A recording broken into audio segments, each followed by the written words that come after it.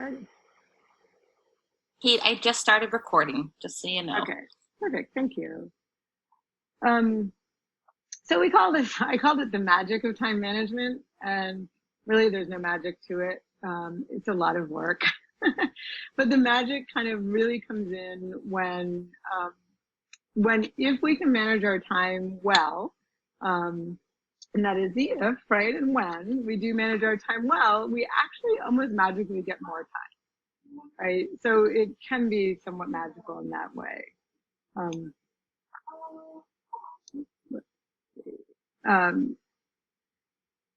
Two thoughts that I want to keep in mind as we're doing this is that it takes time to learn how to use time.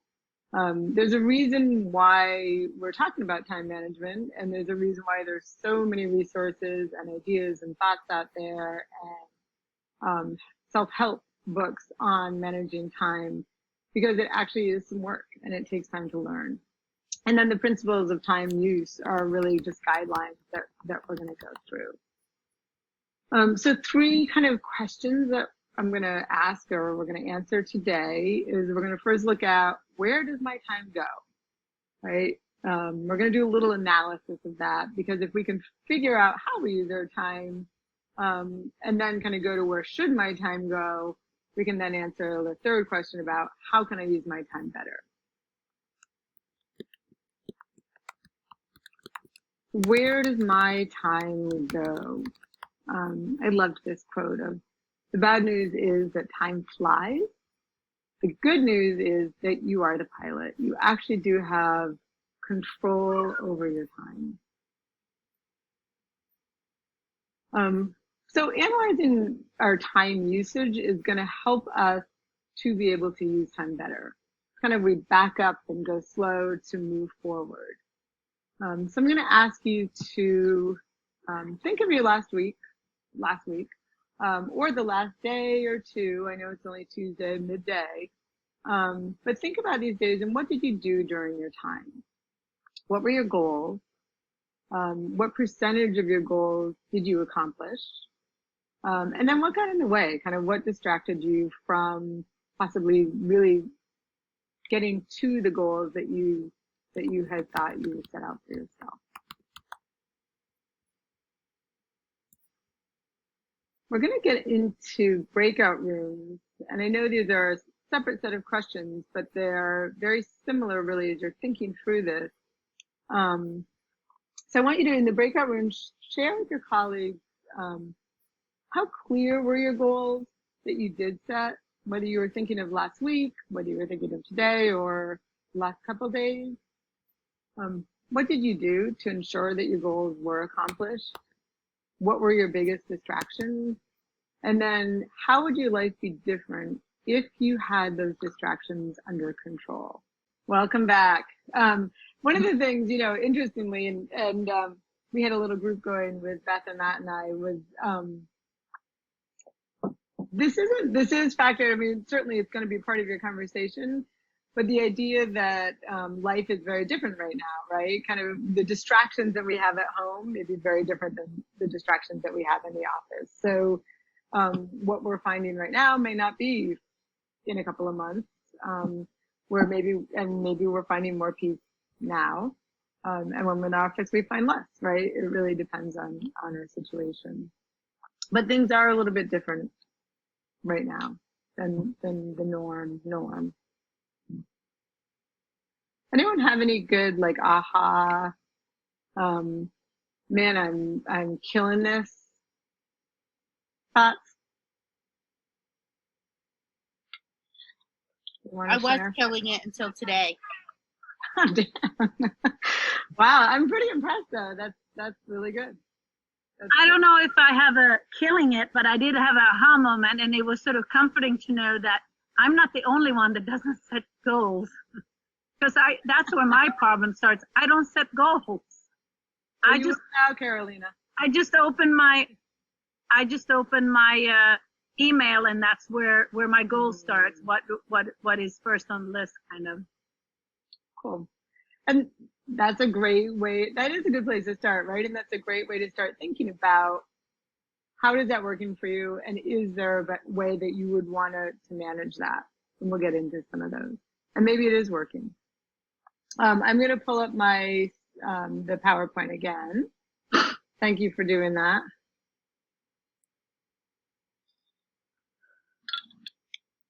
Let's see. Some other questions that I'm going to bring up. And again, as you are, one of the things about managing our time is that we really need to know what we're doing now and what works and what isn't working before we can actually move forward to make a plan to manage it, right? So some other questions to be thinking about is what major activities did I engage in, right? How important were they? Like say if we're just looking at this past week and we're kind of gauging and analyzing and assessing how we're using our time. When did I start my top priority, right? And could I have started sooner? Or did I start at a perfect time? What was the longest uninterrupted period of my day? And that's about concentration, right? So if we are able to sit in an uninterrupted period in the day, we know that that's a good time to work. What period of the day was I most productive? Was I least productive? We have different times in our cycles, right? That we are more productive and less. A lot of times people are more productive kind of mid-morning, earlier in the morning. But some people are night owls too. And sometimes people are more productive late. So know what works for you. What was the most common source of interruption? Right? And what were the causes of those interruptions? And what do I have control over? On what items did I spend too much time or too little time? And what items could someone else have handled, right? What items could I have delegated and not had to do myself, but I put time into? So as we kind of move forward and looking at like prioritizing our time and how best to use our time, these are questions that will give you information, and information can just help guide us to how we want to move forward and plan how we're going to manage our time. So where should my time go?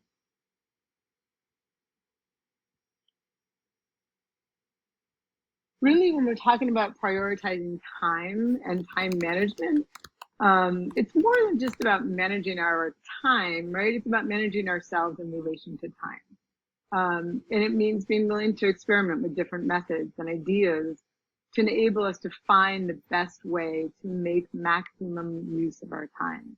Is really what we're talking about when we're doing this. And there's kind of this idea put out there that if we don't manage our time, someone else is going to do it for us, right? And not maybe inadvertently, but someone will take our time.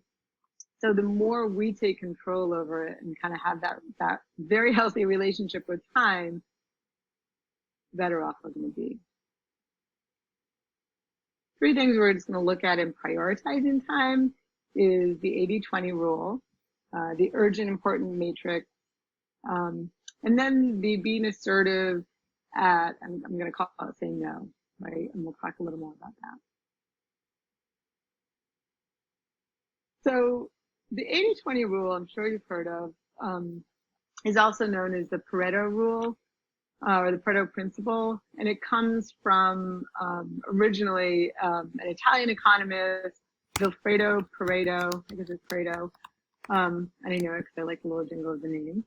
And he actually was looking back in the 1800s at Italy and noticed that 80% of the wealth was owned by 20% of the population. And he started looking as an economist at other areas and saw this 80-20 rule seem to happen a lot. And then since then, there's actually been a lot of research done on the 80-20 rule in many facets of life. But what we found is that 80% of the results that we get in a day for a goal come from 20% of our actions. And so the idea, like say you take your top 10, your to-do list, top 10 things to do. If you pick the first one to do that has the most impact, the most positive impact on what you need to get done, and complete that task, and then go to the second kind of most important task and complete that task. Those 2 tasks, then the other 8 things on the to-do list combined is kind of the idea of this. So it's really about thinking, where do I spend my time, and how do I want to spend my time to get the results that I need? Kind of picking and choosing what actions we take to get the best results.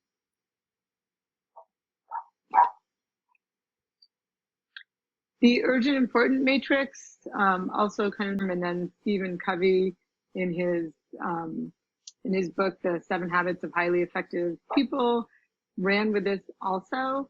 The idea is to look at and identify what are we spending our time on, and being able to figure out what are the important things that we want to spend our time on, even above really the urgent things.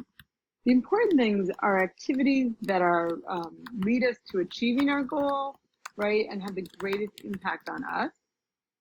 Most important, and oftentimes those are longer term goals. And the urgent activities really demand our attention right off.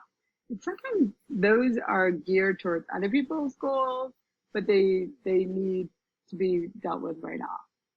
I am going to show, I have a 3-minute little video on this. And again, I have to get out of my PowerPoint to get to this. Can you see that? Okay. Step is to schedule it and decide when to do it as soon as possible. The third box has urgent and not important activities. These are interruptions, random phone calls, texts, unimportant emails you get, and they often involve the priorities of other people. The strategy is to reschedule or delegate by asking someone else to do it. The fourth box is not urgent and not important. It's watching TV, checking social media, and other time wasters. Even if they're tempting because they require less effort, decide to do it later or avoid it completely. Let me ask you a question. Do you act or react? In order to act, you need to 100% know what's important, what results you're aiming for. If you don't have that, you will get into a reactive mode where you let the urgent, unimportant things direct your actions and thoughts. Once you know your priorities, organize your life around them. Your actions reflect your priorities. And in order to say yes to them, you have to be willing to say no to something else. We all have 24 hours. You always have time to do what you believe is important. It's about respecting your time, and setting your priorities right is a great way to start. Thank you for watching, and I'll talk to you next time.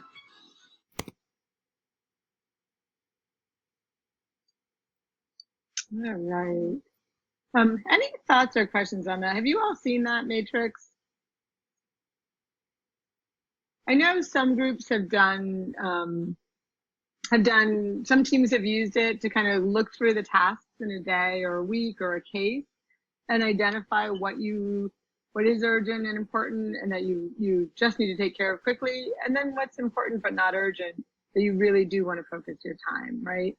And then the others, what can you delegate, and then what can you just not do?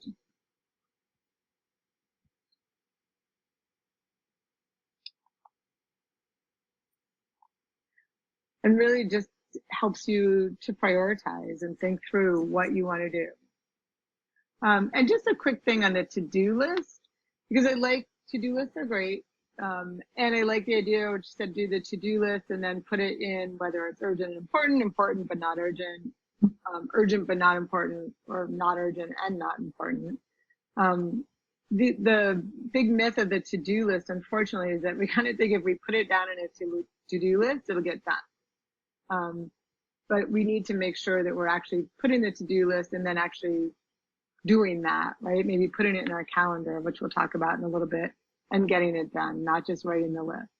And then if we find maybe after like 3 days we've moved something day after day after day because we're not getting to it, determine at that point, is this really something that needs to get done, right? Is this important or not? It obviously isn't urgent if it's something that goes day after day after day. So figure out what you need to do to get it done, or take it off the list. It's my little thing on to-do list.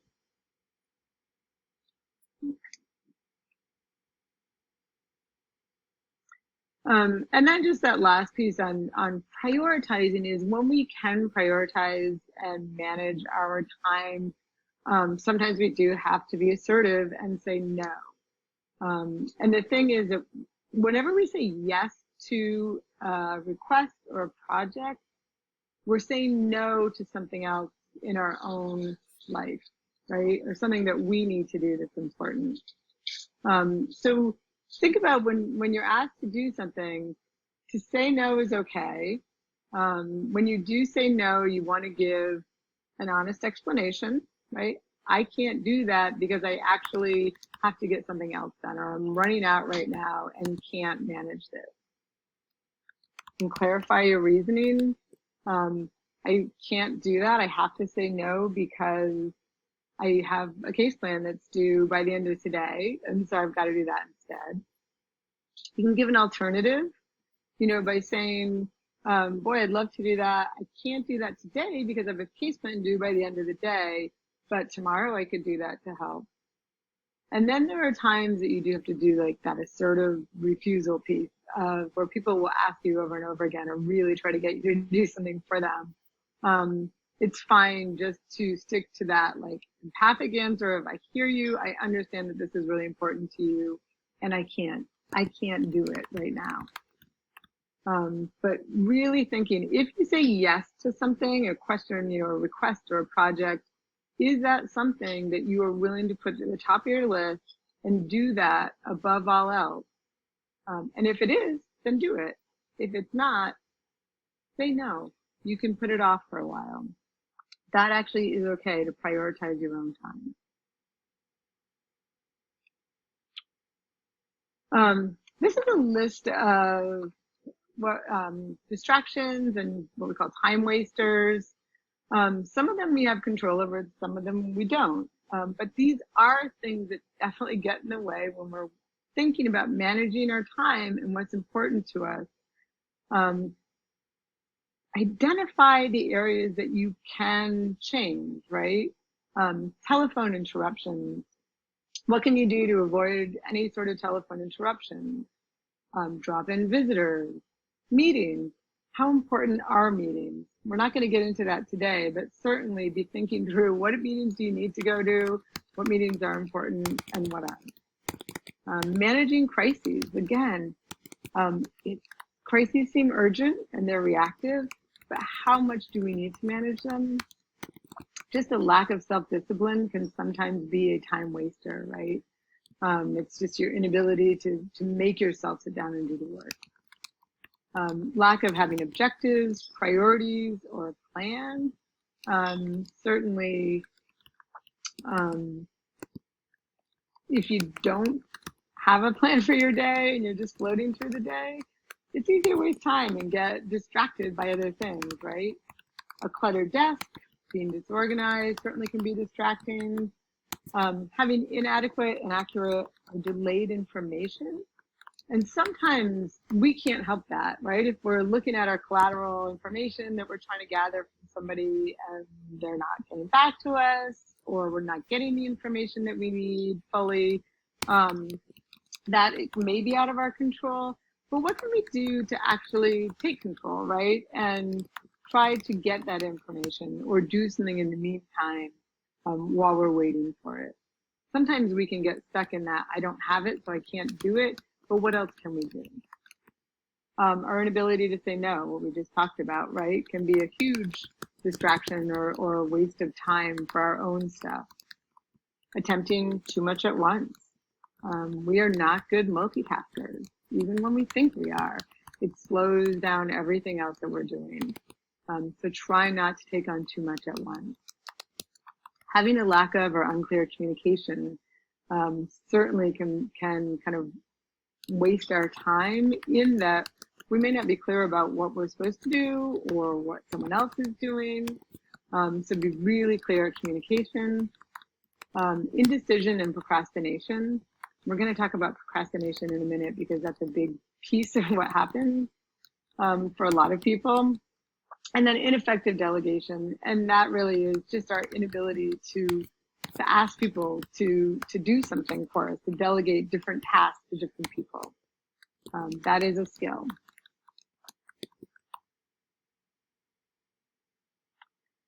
So procrastination, I think we're all probably fairly familiar with, right? It would be, I would be super surprised if anyone said they never procrastinate. It's kind of a human nature thing, right? Oftentimes we procrastinate and that's okay, because what happens is we build up enough stress and anxiety as we're procrastinating, and we know a deadline is coming, that we do the job. And it's not always the best way to do it, because it does create a lot of stress and anxiety. But the reason why we procrastinate sometimes is just not having a clear deadline. Research will show that having a deadline that's further out, people procrastinate more, or not having a clear deadline, people kind of let things go, right? And don't get the tasks done. Having inadequate resources, whether it's time, money, supplies, give us an excuse not to do what we need to get done. Not knowing where to even start. And sometimes that's being overwhelmed, right? Is not knowing where to begin. And we feel overwhelmed and the project feels so big that we're not even sure how to start it. It's the first step to take. Feeling a lack of passion for the work. And I would say for sure that is, I would watch burnout there, right? If you're really feeling like you don't have the passion, you're procrastinating and you're burnt out, watch that. And either like fear of failure, sometimes even fear of success, we can procrastinate. 9 ways to overcome it is, and there are other ways as well, but these are just 9 ways that we've come up with. Think of the 80-20 rule. If it's not something that needs to get done, or if it's not something that's going to get you to your results, and you don't really have to do it, delete it, get rid of it, right? Take it off your list, take it off your plate. Delegate, give a job to someone else, right? Again, get it off your list, have someone else do it. Just do it, right? Nike really coined that amazing phrase. And any time in my life I've ever had that point of having something to do, if I just go out and do it, it's so much easier than it seems to be when I think about it, right? Everything starts in our brain. And if we don't just do it, sometimes it can just stick in our brain. Ask for advice, right? Ask a colleague, a supervisor, a coach, some expert on what they would do and where they would start. That's a great way to kind of get going. Chop it up. Take a project if it feels overwhelming or it feels big, and break it down into pieces that you can manage. And then obey the 15-minute rule. There's a technique called the Pomodoro technique, which is developed after the Pomodoro tomato kitchen timer. And what was found is that if you actually turn a timer on, and I think the Pomodoro is a 25-minute is really what they say, but you could do 15 minutes. You focus 100% knowing that you have that time and that's your focus, versus if you have a lot of time. And after the timer goes off, you know you have a break. But do chunk things out and do them in small periods of time. Give yourself a clear deadline, right? If you have something that's further off, make little milestones and give yourself those deadlines. And share the deadlines. Tell someone what you're doing. Because we also have a tendency to be more accountable to other people than we sometimes are to ourselves, right? It's easier for us to give a deadline. Oh, I didn't make it. I'll do it again tomorrow. But if I actually told someone, I tend to be more accountable to that. Reward yourself. Give yourself a project, give yourself a time frame, a deadline, and when you do whatever you say you're going to do, give yourself a reward, motivate yourself, and remove distractions, right? The idea here is to gain traction, which is really like the opposite of distraction, and traction keeps us moving. So remove anything that's going to get in our way of doing what we need to do, and just start that. It's all so simple, right? they eat that frog. I don't know if you've heard of that, but there's a saying that kind of came from, like, if you start every day and you know you have to eat a frog and you do it and you get it done with, then you have the satisfaction of knowing like that was the worst thing that you're going to do that day, right?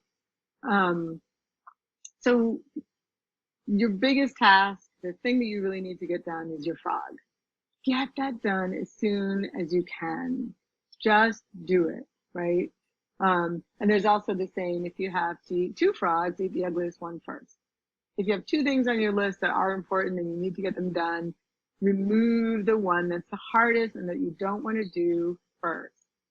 We get so tempted to take these easy little projects and get those done, when really we're going to be better off doing the big projects and the ones that we don't want to do first. So jump right in and do it.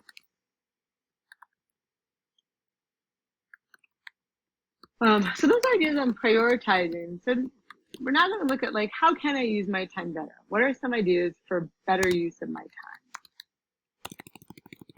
time? And planning wisely is really the best way we can manage this. The hallmark of successful time management is being consistently productive each day, right? Having a daily plan and committing to it can help you stay focused on the priorities of each particular day. So setting those little goals, being really clear about what they are and committing to them, putting them in your calendar, chunking them out, is going to help you stay focused and get things done.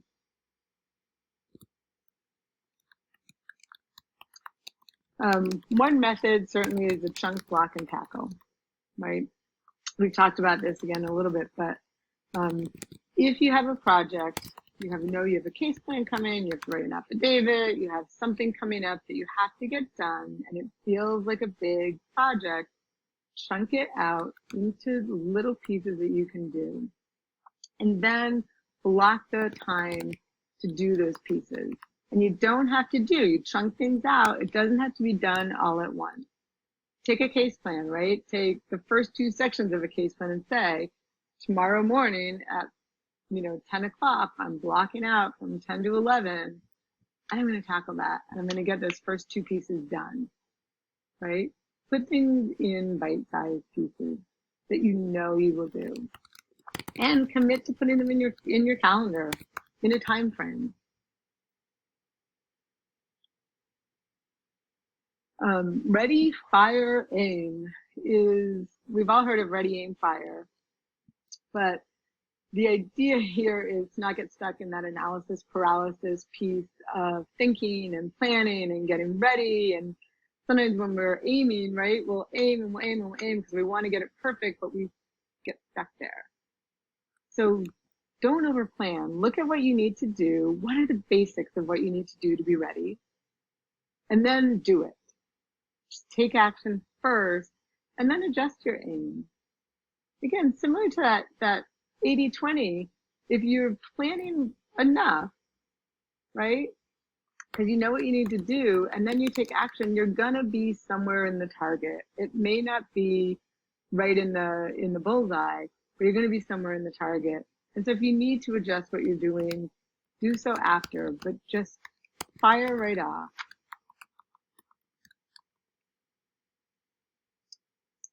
Declutter your workspace. I know we said this about the procrastination piece, but it makes a difference. Own your workspace and make it somewhere that you can actually focus. We get so distracted by so many things. Our brain works constantly. Whereas if I see something, I see a little sticky note that has somebody's name on it, I'm going to automatically get pulled away and start thinking of something else when I really want to focus on one other thing. So the idea here in this slide is what you want in front of you is like your working file. What do you need immediately to work on? What are the pieces of paper or whatever you need in front of you that you actually need to work on right now? What do you need to have handy as a reference, right? So maybe you're doing a case plan. Maybe you have the affidavit. You have some interviews in front of you. For reference, maybe you have an old file, right? That if you need to look something up, you can. And then the archival file is maybe all those past files, right? Maybe it is a family that has previous files. Have those somewhere, but they don't need to be right in front of you. And only have the essentials for what you're doing at that time, if you can, right in front of you.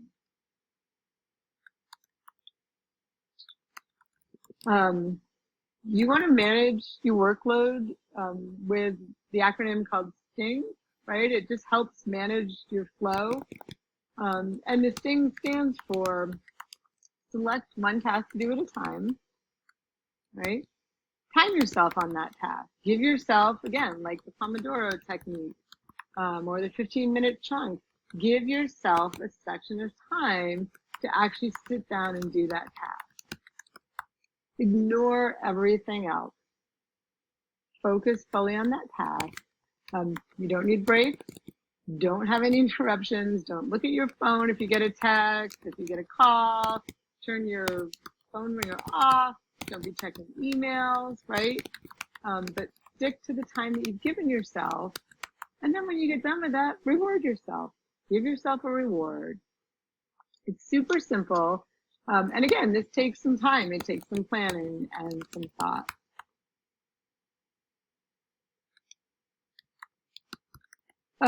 Just super quick on email. Email is best handled in batches. If you can, rather than getting distracted by checking email every time you sit down at your computer, or having it on your phone and every time it goes off, looking at your email, set some times to do it. Do it in the morning, do it at noon, and then do it in the afternoon or right before you leave, right?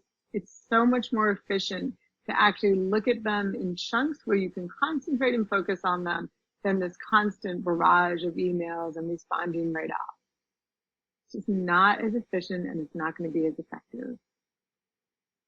You can create delivery rules, and this really means if you send an email, put in the subject something that will remind you of what the email is about. And if it's important, make sure to note that, right? Or if it's an urgent email that you're really looking for a response, you can put that in the subject. If it's a joke to a friend, put joke in the subject so that you know when the response comes back that you can hold off and you don't need to look at that right off if you're doing something else. And you can ask people to put in the subject line of an email whatever is going to be helpful for you. You also want to create folders for different topics, because again, there are going to be times that you want to read an email, but you might save it for later, or you look at it quickly and then you know this goes in this folder, right? So I'm organizing my folders of my emails, so I'm not getting caught up thinking about what I just read and am I going to go back and find it and how far down is it going to be by the time I come back. I put it in a folder and my brain can relax.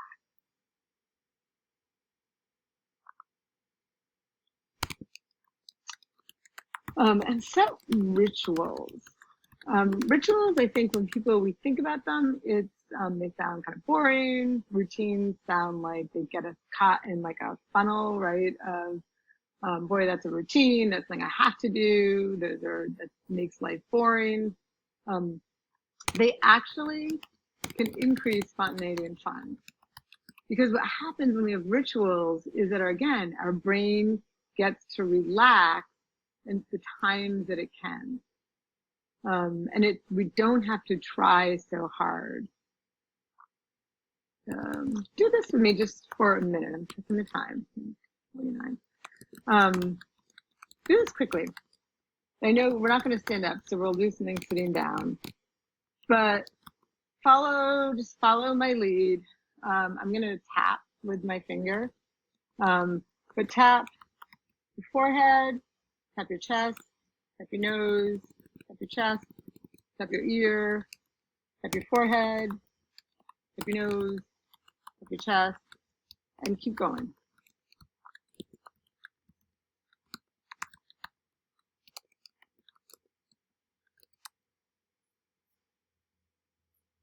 Okay. And then we're going to do something else. So we'll start over here. Follow my lead again. Tap your forehead, tap your nose, tap your chest. Tap your forehead, tap your nose, tap your chest. your forehead, tap your nose, tap your chest. Tap your forehead, tap your nose, tap your chest. And keep going.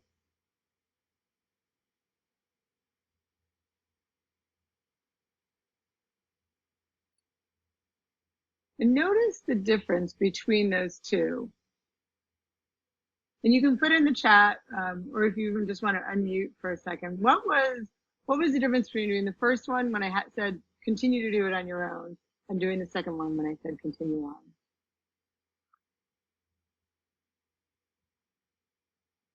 Does anyone want to share?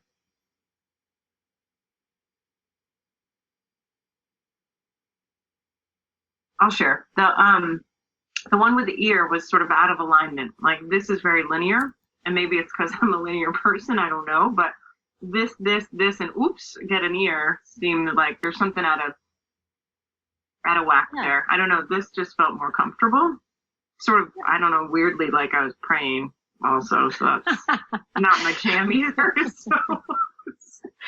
That's awesome. That actually, I know, right? Maybe that was a little too much like, something we've seen and we know. But right, the first one is, there was no pattern to it, right? And it was out of whack. There's an ear, there's no wherever, it kind of went different places. So what you had to think about when I stopped was, where do I go, right? And then the second one is probably much easier, right? It was that linear. I know where I'm going. And that just shows our brains like patterns. And it's so easy for us to pick up on those and to do those. And it makes us more relaxed. It decreases anxiety. So setting rituals and following those, giving your brain, it knows what to expect. It can actually support you having more energy to do the other things that you want in life. Rituals can be, coming right into the office and checking your email right off, and then stopping, right? And then maybe taking time to go talk to people. And then knowing you're going to come back in and put case notes in. But having set rituals relaxes us. It makes it easier for us to do other things in life and achieve our goals that we want.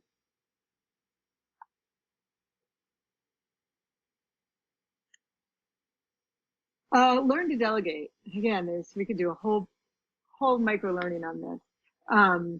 But delegating is an opportunity for growth of another person's skills, right? It helps people grow. We delegate a task. They learn to do that task. It's great to do with reoccurring tasks that are just simple for someone else to do, and they can pick up on them. And it's great to also delegate non-critical tasks. We have case aides, CFS staff, for our admin can help us with things, like delegate tasks that we don't need to do.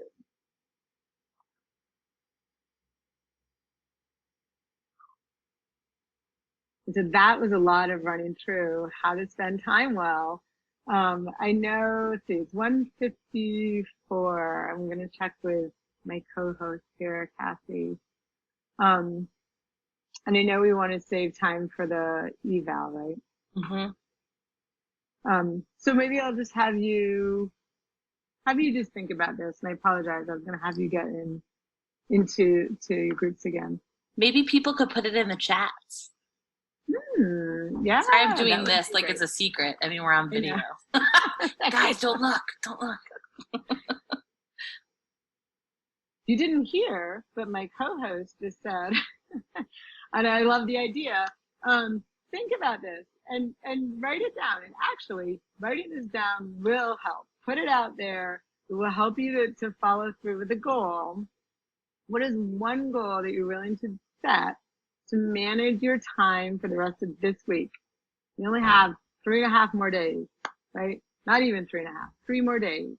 What is one thing you're willing to do that will help you manage your time this week? One goal. And also, while you're doing that and thinking about it, I am going to bring up the next slide, which has although they can't do this, Kathy, right? Do we have to put it in the chat? You can't.